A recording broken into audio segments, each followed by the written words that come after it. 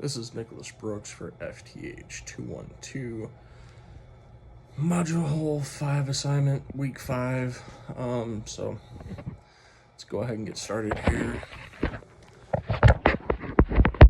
Sorry, I'm currently at work.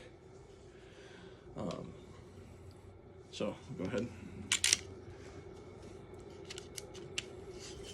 There's nothing in the firearm. It is completely unloaded. There's no ammunition in or around my workshop currently. So areas of particular concern when going through and examining the overall health of a firearm. One, you want to go through, inspect the barrel, make sure that it is clean and clear of any debris. You want to go through and check the chamber, make sure that there's not any carbon buildup in there that could be causing some issues. Checking the extractor, the feed ramp.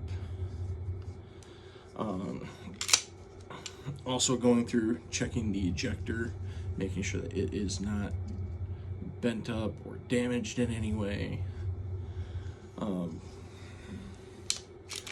And personally, for determining overall health of a firearm, I do personally like to do a live fire test, so that way any of the potential issues, if the customer's coming in for a repair, you can try to see and possibly duplicate the issue. 10 different learning experiences I've had with this. For one, was the assembly of this particular firearm. I've never had to go through and completely build one almost essentially from scratch with not a single piece put together on it.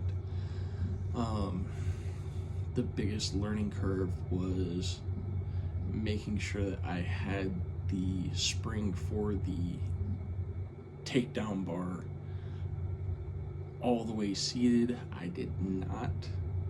And when I took this out to do some test firing with it, the slide came off. Another really big issue that I had, and a little bit of learning that had to be done, was fitting the rear sights. Those were kind of a pain to go through and get done. I really don't know if I have a full 10 items that I can do off the top of my head at this time. But one modification that I would still like to go through and make to this firearm would be either going through and milling this myself for being able to mount an optic.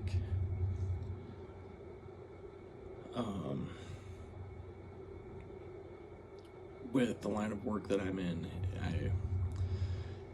having something that's a little bit easier to pick up than your standard iron sights is really, really helpful. Especially considering I work third shift, I'm in the dark a lot.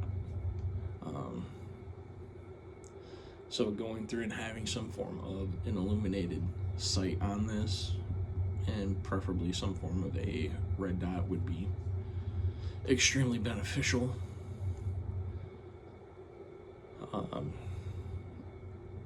For doing the actual milling on this, I am unsure of how much time that would take. I know I could do a slide replacement on this, and the slide replacement would take me a matter of maybe 5 minutes, and that's if there's any minor finishing that needs to be done for it. But going through and a price on something like that, just to go through and slap on a new slide, I would probably charge between $10 to $15. I know that the shop that is larger out here that does do any type of gunsmithing on site, they have a $50 minimum charge just to go in and see them. for anything that you are having done. So the materials cost on that, just to do a slide change even, would be, I believe the new slide with a barrel I can get for right around $110 to $115, $20 to put it on, so $135 to $140. And my rate comes in much cheaper than the only other gunsmith in my area.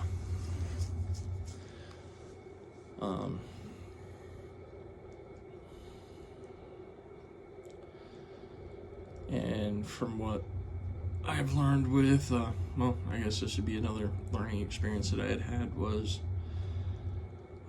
a lot of the other gunsmiths in my area are not exactly fond of anybody going through, and they're not willing to teach anyone what they do, how they do it. There's a lot of gatekeeping from what I've seen in this industry. Nobody wants to share or let the new guys in, and they get really upset when they find out that you're going through an online course. So that's all I have for everything. Have a good day.